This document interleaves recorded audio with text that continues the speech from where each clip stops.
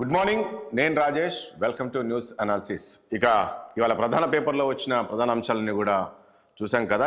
ముఖ్యంగా ఏదైతే ఏపీ సంబంధించి ఒక పొలిటికల్ హీట్ అయితే పెరిగిందని కూడా చెప్పుకోవచ్చు. ముఖ్యమంత్రి జగన్మోహన్ రెడ్డి ఇడుపులపాయ నుంచి ఇచ్చాపురం వరకు బస్ యాత్ర మొదలుపెట్టారు. మొన్నటి వరకు సిద్ధం అనే సభలు నిర్వహించారు. లేటెస్ట్గా ఇది కూడా నిర్వహించారు. ఇది ఎన్నికల వరకు కూడా ఒక బస్ యాత్ర సాగుతుందని చెప్పేసి చెప్తున్నారు. ముఖ్యంగా చంద్రబాబు నాయుడు పైన తీవ్ర స్థాయిలో విమర్శలు చేశారు, ఫైర్ అయ్యారని కూడా చెప్పుకోవచ్చు. బాబాయిని చంపింది ఎవరు అనేది అందరికీ తెలుసు, ప్రజలకు తెలుసు, పైన దేవుడికి తెలుసు అనే విధంగా ఆయన కామెంట్ చేశారు. దాంతోపాటు ముఖ్యంగా ఎన్నికలప్పుడు మేనిఫెస్టో తీసుకొస్తారు చంద్రబాబు నాయుడు, తర్వాత మేనిఫెస్టో తీసి బుట్టలో పాడేస్తారు. సో అందరూ కలిసి ఏకమయ్యారు ఒక్క జగన్ పైన అనే విధంగా కామెంట్ చేశారు. ఆ మూడు పార్టీలు కావచ్చు, అదేవిధంగా ప్రత్యక్షంగా పరోక్షంగా మరో పార్టీలు కూడా, వీళ్ళందరూ కూడా అందరూ కలిసికట్టుగా నాపై వచ్చారు. సో మీరందరూ నాకు ఉన్నారు, ప్రజలు ఉన్నారు అని చెప్పేసి కూడా చెప్పారు. మరి నిన్న జరిగిన సభలో చంద్రబాబు పైన ఆ స్థాయిలో విమర్శలు చేశారు. మరి ముఖ్యంగా వాళ్ళ బాబాయ్కి సంబంధించి కూడా ఆయన కామెంట్ చేశారు. డ్రగ్స్ విషయానికి సంబంధించి కూడా మొన్న విశాఖలో జరిగిన డ్రగ్స్ విషయంలో ఇందులో పురంధేశ్వరి అదేవిధంగా టీడీపీ నేతల పాత్ర ఉన్నప్పటికీ అది కూడా నాపై నెట్టే ప్రయత్నం చేశారు. సో ఇవన్నీ కూడా ప్రజలు గమనిస్తున్నారు, ప్రజలు మన వైపే ఉంటారు అంటున్నారు. అదేవిధంగా ఒకవేళ వైఎస్ఆర్ కాంగ్రెస్ పార్టీ మనం ఓడిపోతే మాత్రం పథకాలు ఆగిపోతాయి అనే విధంగా కూడా కామెంట్ చేశారు. మరి ఎందుకు ఆ కామెంట్ చేయాల్సిన పరిస్థితి వచ్చింది? సో ఇలాంటి అంశాలను కూడా మనం చర్చిస్తాం. చర్చలో పాల్గొంటున్నారు మనకు వైఎస్ఆర్ కాంగ్రెస్ పార్టీ నుంచి రాజీవ్ గాంధీ గారు ఉన్నారు, అదేవిధంగా టీడీపీ నుంచి గాయత్రి గారు ఉన్నారు, బీజేపీ నుంచి విల్సన్ గారు ఉన్నారు, జనసేన నుంచి దాసరి కిరణ్ గారు ఉన్నారు. ముందుగా గాయత్రి గారు మీ దగ్గరికి వద్దాం. నిన్న చూసాం కదా, ఇదైతే ఇడుపులపాయ నుంచి అంటే ఇక్కడ ప్రొద్దుటూరులో ఏదైతే సభ నిర్వహించారో ముఖ్యమంత్రి జగన్మోహన్ రెడ్డి, అక్కడ కామెంట్ చేశారు. ముఖ్యంగా చంద్రబాబు నాయుడు టార్గెట్ చేసి కామెంట్ చేశారు. ఈ కామెంట్స్ ను టీడీపీ ఎలా చూస్తుంది? మార్నింగ్ అండి మీకు అండ్ ప్యానెల్ అందరికి.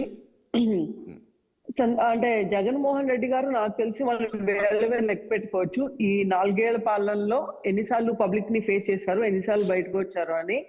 ఆ వచ్చిన ప్రతిసారి నాకు తెలిసి ఈ రోజు దాకా ఎలా ఇంకొంచెం బెనిఫిట్ చేయొచ్చు, ఎందుకు ఇంత డ్రగ్ క్యాపిటల్ గా మారుతుంది, ఎందుకు ఇంత క్రైమ్ రేట్ పెరుగుతుంది, ఎందుకు అంటే ఇరిగేషన్ ప్రాజెక్ట్స్ కానీ ఎందుకు ఆగిపోయినాయి, ఎందుకు ఇండస్ట్రీస్ వెళ్ళిపోయినాయి, ఎందుకు లూలు ఇక్కడ కాకుండా హైదరాబాద్ వెళ్ళింది, మేము ఇక్కడ నుంచి అమర్ రాజా బ్యాటరీని ఎలా తరిగిపోతాం, ఇలాంటి ఏ రోజు ఒక్కటి కూడా రెస్పాన్సిబిలిటీ తీసుకొని మాట్లాడింది లేదు. ఏ రోజు ఎవరికి బాధ్యతకు ఆన్సర్ చేసింది లేదు. ఆయన వచ్చిన ప్రతిసారి ఆయన పవర్ లో ఉండి కూడా అవతల మీద బొద్దు చల్లటం, ఎక్కడో ఏది జరిగితే ఇప్పుడు కూడా అది చంద్రబాబు నాయుడే కారణం అని చెప్పటం, అంటే ఇంకా అంతకన్నా రెస్పాన్సిబుల్ గా ఆయన వచ్చి మా మీద కమెంట్స్ ఫస్ట్ టైం కాదు, ఇది సెకండ్ టైం కాదు.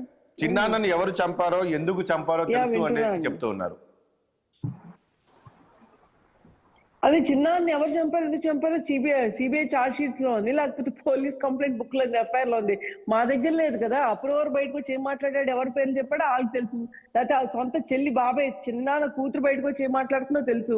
దానికి బాబు గారికో లేకపోతే లోకేష్ కో పవన్ కళ్యాణ్కో సంబంధమే లేదు కదండి.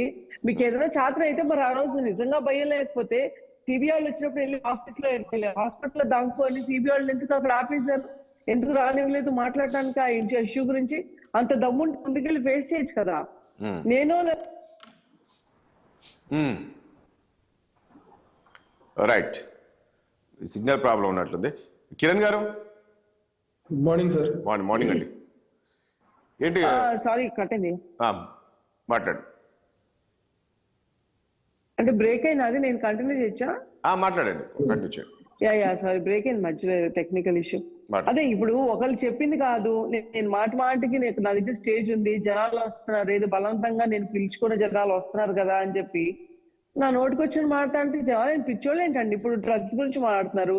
ఈ రోజు నేను చెప్తున్నాను కదా, అప్పుడు మేమెవ్వరం వద్దు, వైజాగ్ లో అక్కడ నివసిస్తున్న పాడేరు ఆ చుట్టుపక్కల నివసిస్తున్న అరకు నివసిస్తున్న వాళ్ళని వెళ్ళి మీరు జర్నలిస్ట్ కాబట్టి మైక్ ముందు పెట్టి, ఏమ్మా ఇక్కడ కొన్ని ఏరియాస్ లో కనీసం ఒక ప్రైవేట్ సెక్యూరిటీ ఒక ఫోర్ట్ లా కట్టుకొని అడ్డంగా నించొని, మనం కనుక ఇట్లా చూస్తూ ఉంటాం క్రైమ్ వెబ్ సిరీస్ లో అట్లా చూస్తూ ఉంటాం, ఎవరిని అడుగు కూడా పెట్టనివాడు, పెట్టే కాళ్ళు ఇరగిపోతాయి అక్కడ. అంటే ఇంత అడ్డంగా జరగట్లేదా అని చెప్పి ఎవరినైనా అడగండి. ఎన్ని ట్రాన్స్పోర్ట్ వెహికల్స్ పాపం అన్యం పుణ్యాలకు కూడా ఈ సీల్ అయినాయి అందరికీ తెలుసు. చూస్తే అందులో డ్రగ్స్. అంటే ఇప్పుడు 4 ఏళ్ల నుంచి ఎవరున్నారండి గవర్నమెంట్ లో? పోలీసు ఎవరి చేతిలో ఉంది ఈ రోజు? సిస్టమ్ ఎవరి చేతిలో ఉంది? పోలీసులు ఈ రోజుకి కూడా నువ్వు ఏం చెప్తే అది తూచా తప్పకుండా పాటిస్తున్నప్పుడు మరి డ్రగ్స్ ఎందుకు అరికట్టలేకపోయారు? ఇంత విచ్చలవిడతావా? ఎక్కడ చూసినా సరే ఆ ఇండియాలో ఎక్కడ చాలా పెద్ద డ్రగ్ బస్ట్ జరిగినా సరే that comes from Andhra. It is like source ఎక్కడంటే ఆంధ్ర. అని ఏంటి డ్రగ్ క్యాపిటల్ గా మారాం మేము, అదేగా మాట్లాడుతున్నాం. మేము ఏమైనా కొత్తగా మాట్లాడుతున్నావా? మాటికి నేను అయి చేశాను, వాళ్ళ మేనిఫెస్టో తీసుకెళ్ళి మేము మేనిఫెస్టో తీసుకెళ్ళి ఎక్కడ పెట్టుకుంటామో, మా మేనిఫెస్టో నిజమో కాదు ఇప్పుడు జనాలకు తెలిసిపోయింది కదా. నువ్వు నవరత్నాలు అని చెప్పి అబద్ధాలు చెప్పినంత మాత్రాన జనాల ఇంటికి ఎన్ని డబ్బులు వస్తున్నాయి, ఎవరికి ఎన్ని వస్తున్నాయి అని చెప్పి అందరికీ తెలుసు. చిన్న ఎగ్జాంపుల్ చెప్తానండి. ఇప్పుడు మా ఇంట్లో ఒక పనమ్మ ఉంది, 2 పిల్లలు ఉన్నారు. ఒక పాపకి అమ్మఒడి వస్తుంది, నేను ఒప్పుకుంటా. అమ్మఒడి కూడా కరెక్ట్ గా రాలా. ప్రామిస్ చేశాక ఒక 4 సార్లు ప్రామిస్ చేస్తే 3 సార్లు వచ్చినట్టుంది, ఒకసారి రాలా. సరే పక్కన పెడితే వాళ్ళ హస్బెండ్ ఒక మామూలుగా ఐరన్ వ్యాపారి దగ్గర ఒక చిన్న ఉద్యోగి. ఈ రోజు అతనికి ఉద్యోగం లేదు. ఎందుకు ఉద్యోగం లేదంటే ఎవరు లేడు ఇక్కడ.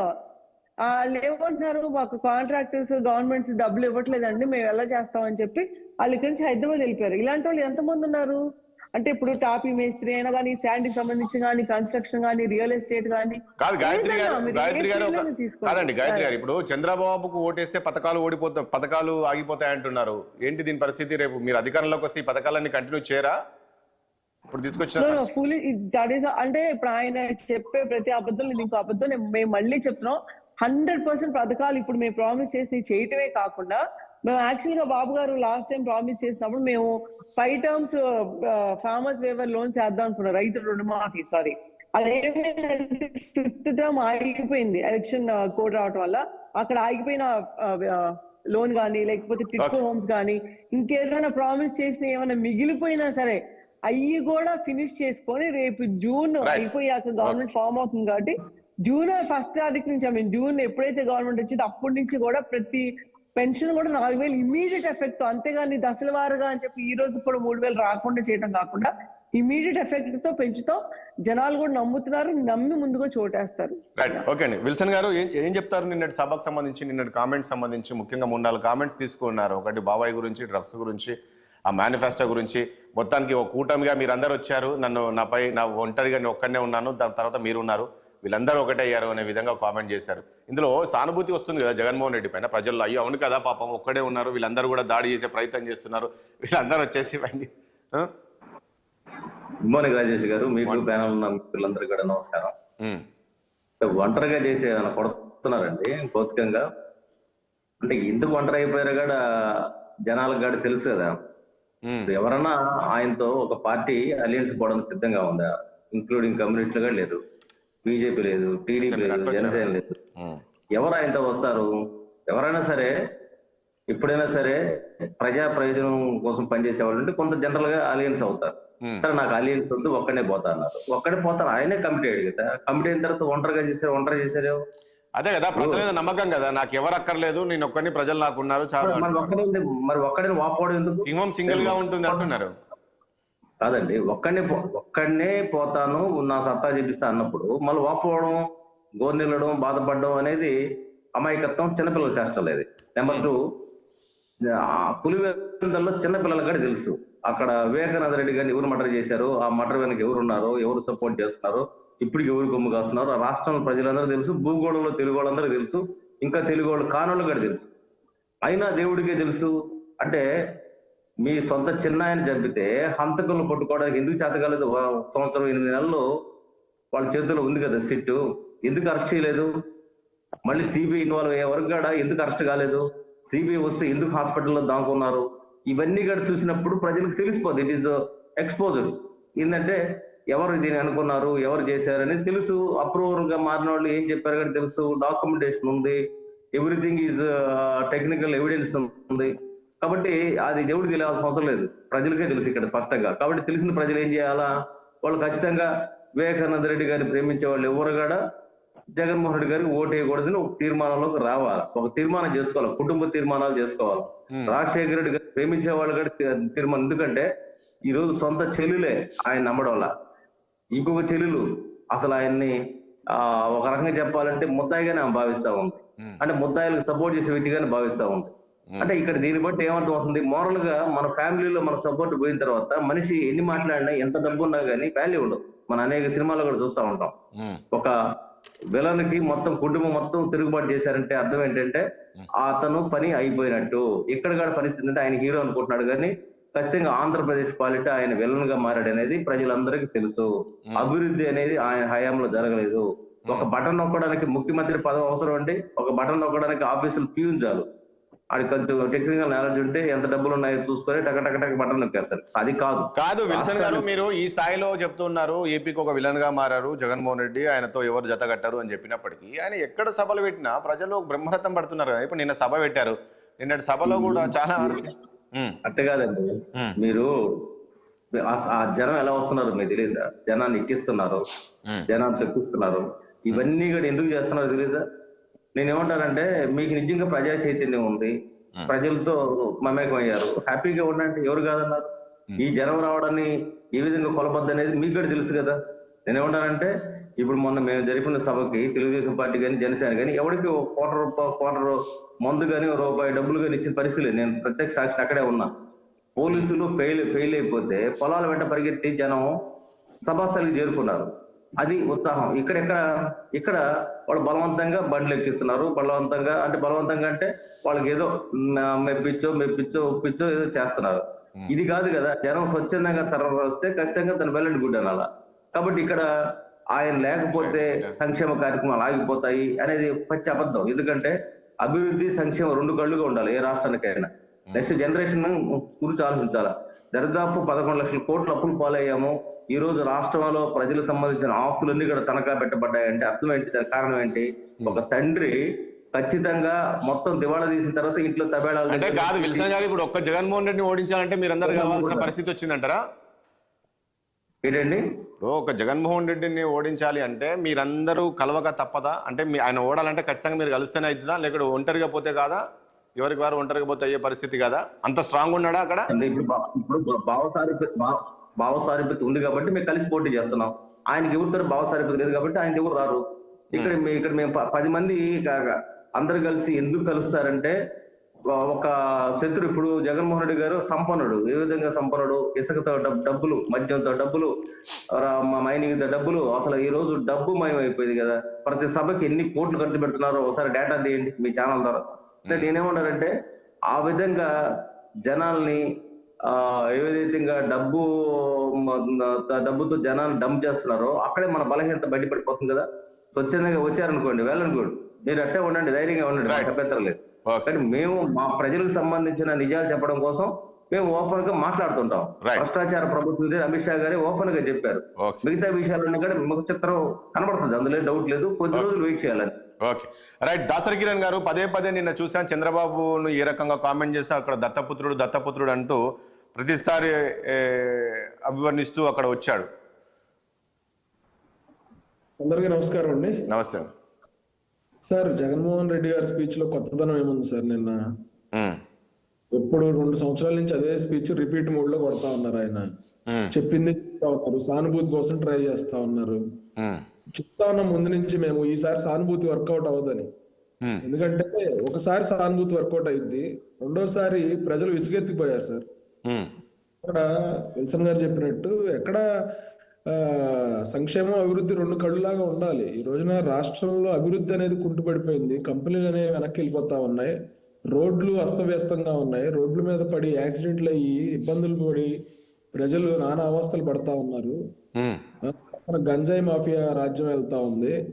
నీ కుటుంబ సభ్యుల్ని, నీతో పాటు ఉన్న వాళ్ళందరినీ 2019లో ఎవరైతే ఆయనకు పనిచేశారో, ఎవరైతే ఆయన గెలవాలని చెప్పి రోడ్లు పట్టుకుని తిరిగారో, ఎవరైతే ఆయనకు అండగా నిలబడ్డారో, ఈ రోజున వాళ్ళంతా ఒకళ్ళు వెనకడుగేస్తా ఉన్నారు, వెనక్కి వెళ్ళిపోతా ఉన్నారు.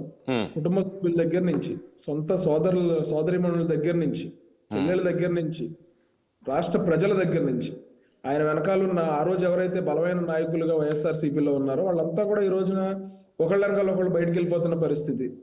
వీళ్ళంతా ఎందుకు వెళ్ళిపోతా ఉన్నారు? నేను ఒంటరిని అయిపోయాను అంటా ఉంటే మీ బిహేవియర్ వల్ల, మీరు వాళ్ళకి ఇచ్చిన ట్రీట్మెంట్ వల్ల ఆ రోజున మీరు గెలుస్తారని చెప్పి మీ దగ్గర ఉన్నారు. ఈ రోజు మీరు ఓడిపోతా ఉన్నారు కాబట్టి ఈ రోజున వెనక్కి వెళ్ళిపోతా ఉన్నారు వాళ్ళంతా. మీ సిస్టర్స్ ఎవరైతే ఉన్నారో వాళ్ళే బహిరంగంగా వచ్చి విమర్శలు చేస్తా ఉన్నారు. 5 సంవత్సరాలు ముఖ్యమంత్రిగా ఉన్న వ్యక్తి తన కుటుంబంలో తన బాబాయ్ చనిపోతే, అంటే ఒక మాజీ మంత్రి, బాబాయ్ అనే విషయం పక్కన పెడితే ఒక మాజీ మంత్రి, మాజీ ముఖ్యమంత్రి తమ్ముడు ఆయన్ని అత్యంత కిరాతకంగా చంపితే, గొడ్డలతో నరికితే, జగన్మోహన్ రెడ్డి గారు ముఖ్యమంత్రి అయిన 5 సంవత్సరాల్లో కూడా ఎవరో పట్టుకోలేకపోవటం. ఇంకా సభల్లోకి వచ్చి ఆయన్ని ఎవరు చంపారో దేవుడికి తెలుసు. దేవుడికి తెలిసేదేంటి సార్? ఆయన్ని ఎవరు చంపారో రాష్ట్ర ప్రజలందరికీ తెలుసు. రాష్ట్ర ప్రజలకు తెలిసేదేంటి? ఆయనకు ఈ లెక్కన జగన్మోహన్ రెడ్డి గారికి కూడా తెలుసు. జగన్మోహన్ రెడ్డి గారు చెప్పమనండి, అది ఎవరు చంపారు, ఎందుకు ఈ సస్పెన్స్? చంపారు అందరికీ తెలుసు అన్నప్పుడు ఆయన బహిర్గతం చేయొచ్చు కదా, ఆయన బయట పెట్టొచ్చు కదా. 5 సంవత్సరాల్లో వాళ్ళకి శిక్ష ఇప్పించలేని జగన్మోహన్ రెడ్డి గారు మళ్ళీ అధికారంలోకి వస్తే ఏం చేస్తారు? 2019లో మా తాతను చంపారు, మా నాన్న చంపారు, మా బాబాయిని చంపారు, నన్ను చంపబోయారు, మీరు నన్ను మీ బిడ్డను కాపాడుకోండి అని చెప్పి విజయలక్ష్మి గారు ఆవిడ ఇది చేశారు, ప్రచారం చేశారు. జగన్మోహన్ రెడ్డి గారేమో ఆయన ప్రచారం చేసుకున్నారు, నన్ను చంపబోతా ఉన్నారు, నా మీద హత్య ప్రయత్నం జరిగిందని. ఇంకెంతకాలం సార్ సింపతి డ్రామాలు? ఖచ్చితంగా ఈసారి సింపతి అయితే వర్కౌట్ అవ్వదండి. సింపతి ఆల్రెడీ ఒకసారి చూసేసారు జనం. ఈ రోజున జనాలను చూసి జాలిపడే పరిస్థితి ఉంది. వాస్తవాలు తెలుసు అంటారు మీరు సార్? జగన్మోహన్ రెడ్డి గారిని చూసి జాలిపడే పరిస్థితి లేదు సార్. ఈసారి ప్రజలు పేకల్లోతు అప్పుల్లో కూరుకుపోయారు. ఆయన జాలి అనట్లేదండి. ఇప్పుడు నేను ఈ యొక్క 59 నెలలు ఒక యుద్ధంలా అంటే ఎట్లా చేశాను, ప్రజలకు ఏ రకంగా సేవ చేశాను, ఎలాంటి సంక్షేమ పథకాలు తీసుకొచ్చాను, ఇవన్నీ తెలుసు అని చెప్పి చెప్తున్నారు. సో మీరు నేను చేసే సంక్షేమానికి మీరు ఓటు వేయండి అని చెప్పి చెప్తున్నారు సార్. ఎన్ని వైట్ రేషన్ చేశాడు రాజేష్ గారు ఈ 5 ఇయర్స్? ఎస్సీ కార్పొరేషన్ ఈ 5 ఇయర్స్ నేను చేసిన అభివృద్ధిని చూసి ఓటేయండి అని అడుగుతున్నారు. అట్లా ఎవరు అడగారు కదండి, నాకు తెలిసి. నేను చేసిన అభివృద్ధిని చూసి మీకు ఓటేయాలి ఉన్నట్టు బొకాయింపు అది ప్రతి స్కీమ్ ఒక స్కామే కదా సార్. ఒకటి ఓడిపోతే, జగన్ ఓడిపోతే పథకాలు రావు అనేది అయితే ప్రజలు భయపెడతా ఉన్నారు. ఈ సందర్భంగా చెప్తా ఉన్నాం, ప్రజలు ఎవరు భయపడాల్సిన పని లేదు. మీ ఆర్థిక పరిపుష్టి పెంచే బాధ్యత జనసేన, తెలుగుదేశం, బీజేపీ పార్టీలు తీసుకుంటాయి. రాబోయే ప్రభుత్వం తీసుకుంటది. మీ బాగోగులు రాబోయే ప్రభుత్వం తీసుకుంటది. జగన్మోహన్ రెడ్డి గారు చేస్తున్న పథకాలు ఏవి కూడా మధ్యలో ఆపేసే పరిస్థితి ఉండదు. అంతకు మించి పథకాలే ఇస్తాం. అట్ ద సేమ్ టైం రాష్ట్రాన్ని కూడా గాడిలో పెట్టాల్సిన పరిస్థితి ఉంది. 11 లక్షల పైన పైచిలకు కోట్ల రూపాయల అప్పు ఉంది సార్. ఒకటే అడుగుతా ఉన్నా, 13 లక్షల కోట్లు పెట్టుబడి వచ్చిందని చెప్పి అంగరంగ వైభవంగా వైజాగ్ లో ఒక సంవత్సరన్నర క్రితం 175 కోట్లు ఖర్చు పెట్టి వీళ్ళు హడావిడి చేశారు. ఎన్ని కోట్లు పెట్టుబడి గ్రౌండ్ అయింది సార్? ఇప్పుడు ఒక్కడి మీదకి అందరూ వస్తా ఉన్నారు. దుష్ట చతుష్టయం అని అంటా ఉన్నాడు జగన్మోహన్ రెడ్డి గారు. అసలు దుష్ట చతుష్టయం ఆయన వెనకాలే ఉంది కదా. సజ్జల రామకృష్ణారెడ్డి, విజయసాయి రెడ్డి, సుబ్బారెడ్డి గారు, అలాగే కొంతమంది ఉన్నారు కదా, పెద్దిరెడ్డి గారు, వీళ్ళంతా వాళ్ళే అసలే దుష్ట చతుష్టయం. Right okay. Rajiv Gandhi, good morning అండి. రాజీవ్ గాంధీ గారు, ఒకటి ప్రధానంగా నిన్న మీరు కడప జిల్లాలో పెట్టారు. అక్కడ ప్రజలు అసలు మీరు కడపకు చేసింది ఏమిటి, కడప జిల్లాకు చేసింది ఏంటి, తాగునీటి సమస్య ఉంది, ఏం చేశారు మీరు, అసలు కడప స్టీల్ ప్లాంట్ ఏమైంది, ఇవన్నీ గుర్తుకు లేదా? మీరు అది చేశాను, ఇది చేశాను, నేను చేసే సంక్షేమ పథకాలు చూసి మీరు ఓట్లేయండి అని చెప్పి చెప్తున్నారు. ముఖ్యంగా నిన్న జరిగిన సభ, సొంత జిల్లాలో సభ అనుకున్నంత స్థాయిలో సక్సెస్ కాలేదు అని ఒక టాక్ ఉంది, నిజమేనది? రాజేష్ గారు, మీకు, మీతో పాటు పాల్గొన్న ప్యానలిస్టులకి, అదేవిధంగా 6 టీవీ న్యూస్ ఛానల్ వీక్షకులందరికీ కూడా నా హృదయపూర్వక నమస్కారాలు, శుభోదయం అందరికి. ఒకటేంటంటే ఇక్కడే కాంట్రడిక్టరీ స్టేట్మెంట్స్. మా సభలకి జనాలు అద్భుతంగా వస్తున్నారు అన్నటువంటి అపవాదం నుండి ప్రశ్నిస్తే ఇదే ప్రతిపక్షాలు ఏం మాట్లాడాయి, వీళ్ళ సభలకు జనాలు ఎలా తీసుకెళ్తున్నారో తెలియదా అని మాట్లాడారు. మళ్ళీ వాళ్ళు ఏం మాట్లాడుతున్నారు, సభలకు జనాలు రాలేదని మాట్లాడుతున్నారు. ఇదేంటంటే జగన్మోహన్ రెడ్డి గారి సభ నిన్నంతా జనమయంతో, జన సందోహంతో, జన నీరాజనంతో ప్రభంజనంలా జరిగింది. Never before and ever after అనే పద్ధతిలో మా యొక్క జైత్ర యాత్ర నిన్న ఆరంభం జరిగింది. అయితే ఇక్కడ విల్సన్ గారి దగ్గర నుంచి, అంటే నిజానికి అంటే 3 పార్టీలు టార్గెట్ జగన్మోహన్ రెడ్డి గారుగానే విమర్శలు చేశారు. సో ముగ్గురికి క్లుప్తంగానే నేను సమాధానం చెప్తాను. విల్సన్ గారు మాట్లాడుతూ, మా సభల కట్ట మేమేదో మందులు పోయించో, ఇంకోటి పెట్టో, ఇంకోటి చేసో తీసుకెళ్ళాం, కానీ బీజేపీ మొన్న వాళ్ళ దగ్గర వాళ్ళు జరగలం ఏదో సభ పెట్టారు, బహుశా మన రజనీ గారి కాన్స్టిట్యూన్సీ దగ్గర, చిలకలూరుపేట దగ్గరలో. అయితే అక్కడట స్వచ్ఛందంగా వచ్చారన్నారు. నా దగ్గర వీడియోలు ఉన్నాయన్న, ఇప్పుడు పంపించమన్న రాజేష్ గారికి పంపిస్తాను, ఆయన స్క్రీన్ మీద వేసే ధైర్యం చేస్తే నాకు అభ్యంతరం లేదు. మీరు ఎవరెవరు ఏ బస్సులకి ఎంతెంత డబ్బులు కట్టలు ఎలా ఎక్కిచ్చారు, ఎంతెంత మందు చేసాలు ఎక్కడ వేశారు, ఎంతెంత బిర్యానీ పొట్లాలు ఎక్కడ పంచారు, ఇది ఎలా ఉందంటే పిల్లి కళ్ళు మూసుకుని పాలు తాగుతూ తను ఎవరు చూడలేదని అనుకుంటే అది ఎంత అవివేకం. ఈ రోజు బీజేపీ వాళ్ళు పెట్టుకోండి, మీరు సభల మీద పెట్టుకోండి, మీ జనాన్ని మీరు తెచ్చుకోండి. మీ జనానికి పచ్చకాలంలో వచ్చినోడు లోకం అంతా పచ్చగా కనబడినట్టు మీరు చేసి జనాన్ని ఎలా తరలించారో ఆ రకంగా వైఎస్ఆర్ కాంగ్రెస్ పార్టీ తరలిస్తుందన్న అపోహలో మీరుండి మాట్లాడటం అనేటువంటిది మీ బోటు అనుభవజ్ఞులకి అది సబబు కాదని నా విజ్ఞప్తి. సో మీరు ఇప్పుడు నేనేమంటానంటే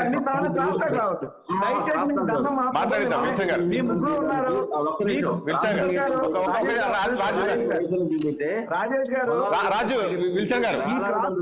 ఆయన మాట్లాడడం మౌనం నిన్నేం మాట్లాడి డిస్టర్బ్ చేయడం లేదు.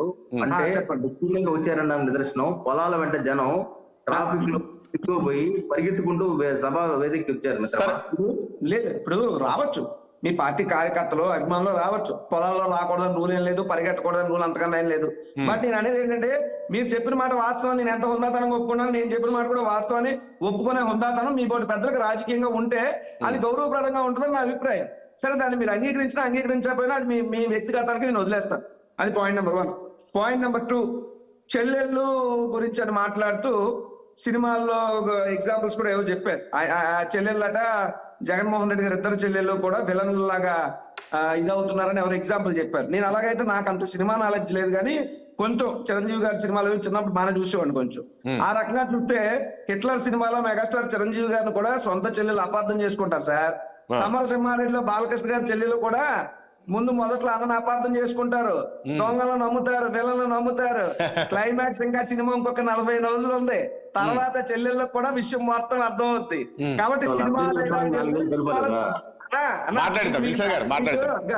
నాకు ఇచ్చిందే కొంత టైము, మాట్లాడారు, నేను మౌనంగా ఉన్నా, దయచేసి ఆగండి. సో అది సినిమా పరంగా. ఇకపోతే ఏంటి అభివృద్ధి కంపెనీలు వెళ్ళిపోయి ఎంఓఈలు ఏం చేశారని అన్నారు. ఒకటి సరే ఇక్కడ ఒక పాయింట్ అది తీసుకుందాము, చెల్లెళ్ళ గురించి వచ్చింది కాబట్టి. ఇప్పుడు చెల్లెళ్ళు ఇలా వీళ్ళను ఉసగొలిపారు వచ్చారంటే చెల్లెళ్ళను దూరం చేసుకునేది ఎవరండి? రాజీవ్ గాంధీ గారు ఒక విషయం చెప్పి మాట్లాడండి. ఈ ఇద్దరు చెల్లెలను దూరం చేసుకోవాల్సిన పరిస్థితి ఎందుకు వచ్చింది? దూరం అయింది ఎందుకు దూరం అయ్యారు? దూరం చేసుకుంది జగన్మోహన్ రెడ్డి కాదంటే ఏం చెప్తారు?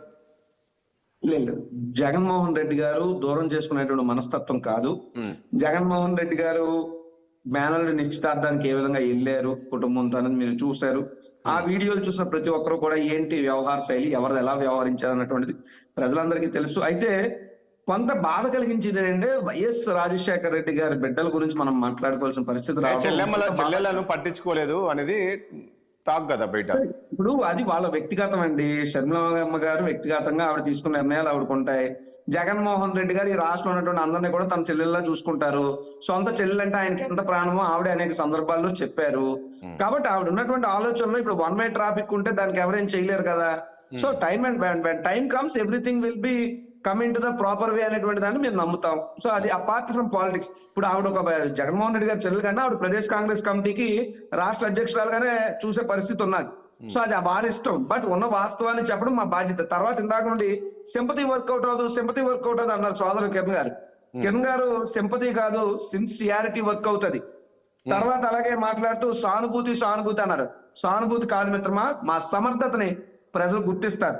అదే విధంగా వాపోతున్నారు అన్నారు. వాపోవడం కాదు, వాస్తవాలు చెప్తున్నాడు జగన్మోహన్ రెడ్డి గారు రాష్ట్ర ప్రజలకి. ఇకపోతే మీరు సోదరిమణి మన తెలుగుదేశం ప్రతినిధి వారు మాట్లాడుతూ ఏదో విశాఖపట్నం గురించి, పాడేరు గురించి మాట్లాడారు. నా సొంత విశాఖపట్నం లోకల్, నేను ఇక్కడే, మా తండ్రి ఇక్కడే, మా తాత ఇక్కడే. మీరు అన్నారే పాడేరులో ఏదో జరిగిపోతుంది సినిమాలని, రండి మీరు నేను రాజేష్ గారు 60 కెమెరాలు పట్టుకుని వెళ్దాం. పాడేరు ప్రాంతంలో వేసిన రోడ్లు చూడండి, పాడేరు ప్రాంతంలో నిర్మాణం అవుతున్నటువంటి మెడికల్ కాలేజీలు చూడండి, పాడేరు ప్రాంతంలో కానీ అక్కడ చింతపల్లి లేదా లంబసింగి అక్కడ ఉన్నటువంటి టూరిజం మేము ఏ విధంగా డెవలప్ చేసామో చూడండి. ఇది కాకుండా గతంలో గిరిజన ప్రాంతంలో ఆకలి కేకలతో ఎలా డబ్బులు సంపాదించుకోవాలో తెలియక అమాయక కూలీలు పెట్టి గంజాయి యొక్క సాగు గతంలో అయ్యన్న పాత్ర కొడుకు చేస్తున్నటువంటి పరిస్థితిలో దాన్ని మొత్తం ఎరాడికేట్ చేసి 1500 కోట్ల రూపాయల విలువైనటువంటి గంజాయి పంటని ఒకే దెబ్బతో తగలబెట్టింది జగన్మోహన్ రెడ్డి గారి ప్రభుత్వం. మీరు కావాలంటే నేషనల్ క్రైమ్ రికార్డ్స్ కానీ, NDPS నేషనల్ రికార్డ్స్ కానీ తీయండి. Andhra Pradesh stood number 1 in eradicating this kind of things అని చెప్పి సెంట్రల్ గవర్నమెంట్ చెప్పింది. ఇది RTI పెట్టి తీసిన ఎవరికైనా తెలుస్తుంది. విల్సన్ గారు ఇప్పుడు నేను చెప్తే లేదు అదేం లేదు అనొచ్చు, కానీ మీరు వచ్చి మీ కళతో మీరు చూస్తే తెలుస్తుంది తప్పితే ఊరికే మనం టీవీలో కూర్చుని విశాఖపట్నం డ్రగ్స్ క్యాపిటల్ దయచేసి తప్పు సార్. మా విశాఖపట్నం మీద ఎందుకండి విషయం చిమ్మే ప్రయత్నం చేస్తారు? విశాఖపట్నం డ్రగ్స్ వచ్చినాయి, ఎలాగొచ్చినాయి? పోర్ట్ ఉన్నది కాబట్టి కలకత్తాకు కానీ, ముంబైకి కానీ, చెన్నైకి కానీ, గుజరాత్కి కానీ వీటిలన్నింటిలో పోర్టులు ఉండబట్టే డ్రగ్స్ రవాణా అనేటువంటిది సముద్ర మార్గంగా జరుగుతుంది. తర్వాత ఈ పోర్ట్ అనేటువంటిది ఎవరి కంట్రోల్లో ఉంటుంది? Complete it is under the central government administration. There is no involvement of state government or state police. Is is not the common point? కొంచెం కామన్ సెన్స్ తో మనం ఆలోచించాలి కదా. విశాఖపట్నం డ్రగ్ క్యాపిటల్ ఏంటండి? మీ ఊరు డ్రగ్ క్యాపిటల్ అంటే మీరు ఊరుకుంటారా? అమరావతిని డ్రగ్స్ క్యాపిటల్ చేశాడు చంద్రబాబు నాయుడు అంటే ఎంత బాధపడతారు వాళ్ళంతా? ఎందుకు సార్ ఓ ప్రాంతం మీద విషయం చెప్తున్నారు? ఇంకొకటి, ఇప్పుడు డ్రగ్స్ అయినా, గంజాయి అయినా, క్రైమ్ కేసు అయినా గతంలో చంద్రబాబు నాయుడు ప్రభుత్వం ఎప్పుడు కేసులు పెట్టలేదు కాబట్టి క్రైమ్ రేట్ పెరగలేదు. మేము కేసులు పెట్టాం, కట్టడి చేసాం, దానివల్ల ఎరాడికేట్ చేసినప్పుడు కేసుల సంఖ్య పెరుగుతుంది. అంటే పట్టుకోకూడదా కేసుల సంఖ్య పెరగకూడదంటే? ఇకపోతే కంపెనీల గురించి నేను చెప్పి ముగిస్తాను, ఎందుకంటే వాళ్ళు కూడా మాట్లాడాలి కాబట్టి. కంపెనీల గురించి మాట్లాడుతూ ఏం వచ్చినాయి అని అన్నారు. కిరణ్ గారి కోసం చెప్తాను, ఎందుకంటే ఆయన కూడా మంచి వక్త కాబట్టి. Greenko Kurnool, Grasim industries Balabhadrapuram, Yokohama tyres, Cadbury Sri City, TCL Kopparthi TV screens కి సంబంధించి, సన్నీ ఒపోటెక్స్ లైన్స్ కొప్పర్తిలోనే, ర్యాన్స్టాండ్ IT consultancy company Vizag, Infosys Vizag, bulk drug park Nakkapalli, Hero motors Naidupeta, Ramco cements Anakapalli Kurnool, Chettinad cements Anakapalli, blue star AC Sri City, Panasonic Sri City, tech bulls Ongole, NTPC green hydrogen of Bachchutapuram. ఇవన్నీ కూడా private company list. ఇకపోతే అభివృద్ధి ఏం చేశారు? గ్రామాల్లో ఏముందన్నారు కదా, సచివాలయాలు, ఇప్పుడు నిర్మాణాలు. ఎవరో ఒక ఆయన ఐరన్ పనికి వెళ్తేనట అక్కడ పని లేదని ఇబ్బంది పడ్డారని తెలుగుదేశం సోదరిమని చెప్పారు. వాళ్ళ కోసం చెప్తున్నాను. అభివృద్ధి నిర్మాణాలంటే మీ తాలూకా వ్యాపారవేత్తలు, ప్రైవేట్ కంపెనీలే కాదమ్మా, గవర్నమెంట్ లో కూడా అభివృద్ధి ఉంటాయి. సచివాలయాలు, ఆర్బీకే కేంద్రాలు, ప్రైమరీ హెల్త్ సెంటర్స్, మెడికల్ కాలేజీలు, నాడు నేడు స్కూళ్ళు, నాడు నేడు హాస్పిటల్స్, ఉద్దానం వాటర్ ప్రాజెక్ట్ కానీ ఇవన్నీ కూడా అభివృద్ధి పనులే. కాకపోతే మీ కంటికి మీ ప్రాంతంలో లేదంటే మీ వ్యాపారస్తులు అభివృద్ధి చెందితే మీరు అభివృద్ధి చెందినట్లు లెక్కేసుకుంటారు. కానీ ఇక్కడ జగన్మోహన్ రెడ్డి గారి ప్రభుత్వంలో పేద ప్రజలు, నిమ్న వర్గాల వారిని అభ్యున్నతిని అభివృద్ధిగా చూసే ప్రభుత్వం మాది. కాబట్టి సంక్షేమం, అభివృద్ధి రెండు కళ్ళగా చేసిన జగన్మోహన్ రెడ్డి గారు ముందుకెళ్లారు. రాజీవ్ గాంధీ గారు ఇప్పుడు చెప్పండి సార్. నిన్న ముఖ్యమంత్రి గారు అన్నట్లు కూడా ఇప్పుడు ఈ మూడు పార్టీలు కావచ్చు, పరోక్షంగా ఇటు కాంగ్రెస్ పార్టీ, దట్టు ఇప్పుడు ఇద్దరు చెల్లెళ్ళు, వీళ్ళందరూ కూడా జగన్మోహన్ రెడ్డి పైన ఈ రకమైన వ్యతిరేకత ఉన్న విషయం ప్రజల్లోకి తీసుకువెళ్తున్నారు కదా. ఇది ఇబ్బందికరమైన పరిస్థితులు ఉంటుందా రాబోయే రోజు? రేపు ఎన్నికలకి ఇవన్నీ మైనస్ కదా.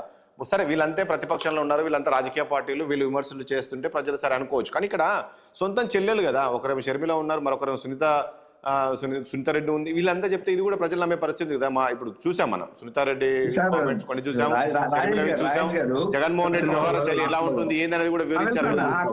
నెక్స్ట్ మీకు ఇచ్చేస్తారు. రాజేష్ గారు, ఇప్పుడు మీరు అనుభవమైనటువంటి జర్నలిస్ట్, ఇప్పుడు విల్సన్ గారు కానీ అందరూ కొంతమంది సీనియర్ పొలిటీషియన్స్ కూడా ఉన్నారు ప్యానల్లో. ఉదాహరణకి కుటుంబ సభ్యులు ఏదో అన్నా చెల్లెళ్ళు వీళ్ళు రాజకీయ విమర్శలు చేసుకుంటున్నారు, దీన్ని ప్రజలు ఎలాగా ఆలోచిస్తారనేటువంటి మీ ప్రశ్న. ఈ భారతదేశంలో 120 సంవత్సరాలు చెరుతుకెళ్ళినటువంటి కాంగ్రెస్ పార్టీలో సోనియా గాంధీ గారు ఓ పక్కుంటే, మేనకా గాంధీ గారు బీజేపీలో ఉన్నారు. వాళ్ళిద్దరు ఎవరు? తోడు కోడలు, అక్క చెల్లెలు కాదా? ఓ పక్క ఉన్నటువంటి రాహుల్ గాంధీ కాంగ్రెస్ పార్టీలో ఉంటే, వరుణ్ గాంధీ బీజేపీలో ఉన్నారు. వాళ్ళిద్దరూ అన్నదమ్ములు కాదా? భారతదేశ ఫైనాన్స్ మినిస్టర్ అయినటువంటి నిర్మలా సీతారామన్ గారు బీజేపీలో అప్పుడు డిఫెన్స్ మినిస్టర్ గా ఉంటే, పరకాల ప్రభాకర్ గారు తెలుగుదేశం పార్టీ నుంచి ప్రభుత్వంలో కీలక పొజిషన్ లో ఉన్నారు. వాళ్ళిద్దరూ భార్యాభర్తలు కాదా? ఈ రకంగా చూసుకుంటే భారతదేశ రాజకీయ చరిత్రలో తండ్రో పార్టీలో, కొడుకో పార్టీలో, తల్లో పార్టీలో, కొడుకో పార్టీలో, కోళ్ళో పార్టీలో, అత్తగారో పార్టీలో ఉన్నటువంటి రాజకీయ చరిత్ర ఈ భారతదేశ ప్రజాస్వామ్యానికి అలవాటైంది. ఇదే పెద్ద గొప్ప విషయం, ఎంత విషయం అంతకంటే కాదు. విద్యాసాగర్, ఇంకొకసారి ఆయన రాజేశ్వరరావు గారు కూడా వేరే పార్టీలో ఉన్నారు. ఏదైనా కానీ సిద్ధాంతాల కోసం వెళ్ళారు వాళ్ళు. అన్న ఒక మాట నన్ను చెప్పండి, నేను పూర్తి అయిపోయింది. నాది ఒకలైనా, మీరు పార్టీలు మారితే సిద్ధాంతాలు, మేము పార్టీలు మారితే రాద్ధాంతాలు, ఇది మానేయండి అన్న. జనాలకు ఎక్కట్లేదు. మీరు ఎంత తెలుసుకుంటున్నారు కదా 5 సెకండ్లో. మీరు పార్టీలు మారితే సిద్ధాంతాలు, మీ పార్టీలు మారితే రాద్ధాంతాలు. ఏంటిది? మీ దగ్గరకు వస్తే పుణ్యాత్ములు, మా దగ్గర వస్తే పాపాత్ములను. మీరు మనం న్యూట్రల్ గా మాట్లాడితే అంటే అంటే రాజీవ్ గాంధీ గారు వీళ్ళు ఏం చెప్తారంటే, అన్న అధికారంలోకి రాగానే చెల్లెలను పట్టించుకోవట్లేదు. ఒక చెల్లేమో చూసాం ఆ రోజు అన్న కోసము కాళ్ళకు బలపం కట్టుకొని తిరిగాము, తర్వాత అధికారం వచ్చిన తర్వాత అన్న ఏ రకంగా చేశారని చెప్పి ఒక చెల్లి అంటుంది. బాబాయిని ఏ రకంగా చంపారో ఆ నిందితులను పట్టుకోరు, వాళ్ళకి శిక్ష వేయరని చెప్పేసి ఇంకోరు అంటున్నారు. సో ఇలాంటివి ఉన్నాయి కదా, వ్యక్తిగత విమర్శలు చేస్తున్నారు. నేను మీకు ఇందాకే సమరసింహారెడ్డి ఎగ్జాంపుల్, హిట్లర్ ఎగ్జాంపుల్ చెప్పాను. అందులో హీరోలను అన్నల చెల్లెలు ఎలాగ అపార్థం చేసుకుని మీద పడి తిట్టి కొట్టి గోల చేస్తారో సినిమాల్లో, ఆఖరికి వచ్చిన తర్వాత అన్న ప్రేమను ఏ విధంగా అర్థం చేసుకుంటారో, ఇంకో 40 రోజుల్లో జగన్మోహన్ రెడ్డి గారి ప్రేమలు ఇవన్నీ కూడా వాళ్ళిద్దరికి అర్థం ఆ దాడిని తట్టుకుంటున్నారు జగన్మోహన్ రెడ్డి గారు. ఆయనకు ఆ ఓర్పు ఉంది, భగవంతుడు దయ, ప్రజల సహకారం, ప్రజల దీవెనలు ఉన్నంత వరకు కూటమిలో ఇంకో 10 పార్టీలు కలిసి వచ్చినా సరే, ఇంకా విల్సన్ మాట అన్నారు, మాతో ఎవరో రావట్లేదు, మాతో ఎవరు రావట్లేదు కదా, మాకు ఎవరు అవసరం లేదు, మాకు ప్రజలతో పొత్తు అవసరం, మేము పాలనలో మార్పు తెచ్చామా లేదా అన్నది ప్రజలు చూసుకుంటారు, మేము పథకాలు ఇస్తేనేమో శ్రీలంక అయిపోద్ది అంటారు, ఇప్పుడు మీరు మాత్రం అంతకన్నా ఎక్కువ పథకాలు ఇచ్చేస్తాం అంటారు. జగన్మోహన్ రెడ్డి గారు ముఖ్యమంత్రి అయ్యే నాటికి ఆంధ్రప్రదేశ్ రాష్ట్ర ఖజానాలో కనీసం 100 కోట్ల రూపాయలు కూడా లేవు, మేము పరిమితికి మించి అప్పులు చేశామని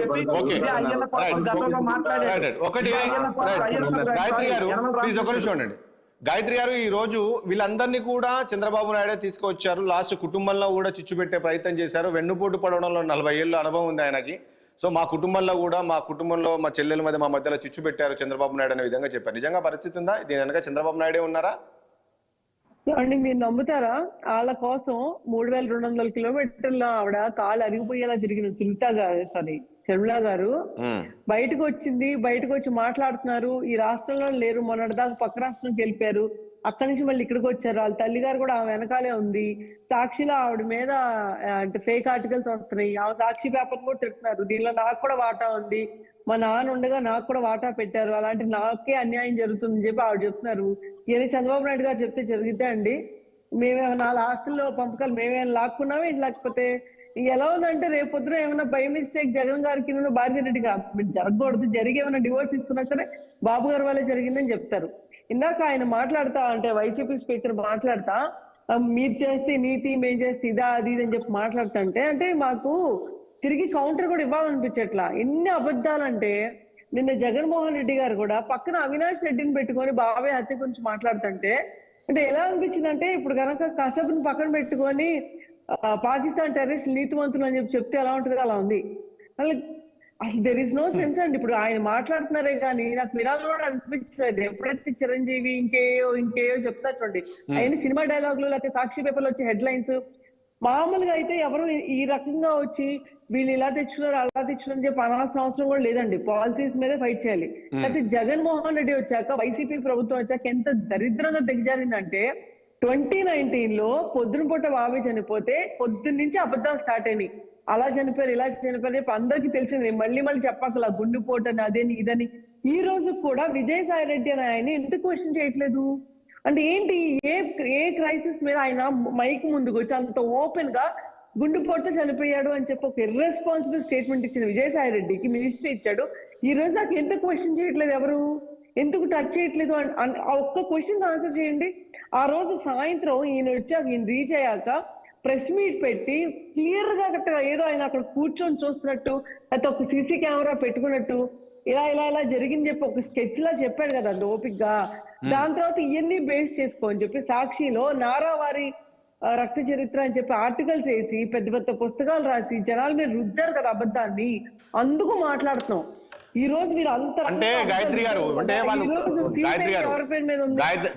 ఇప్పుడు ప్రతిసారి చంద్రబాబు అంశాన్ని ఎందుకు తీసుకుంటున్నారంటే ఆ వెన్నుపోటు అనేది ఒకటి బాగా తీసుకుంటున్నారు కదా. ఎన్టీఆర్ ఆ రోజుల్లో ఏ రకంగా వెన్నుపోటు పొడిచారో, వెన్నుపోటు రాజకీయాలు చేయడంలో చంద్రబాబు నాయుడు దిట్ట. సో ఫ్యామిలీల మధ్య చిచ్చు పెట్టడంలో ఆయన దిట్ట అని ఈ రకమైనది చెప్తూ ఉన్నారు కదా పదే.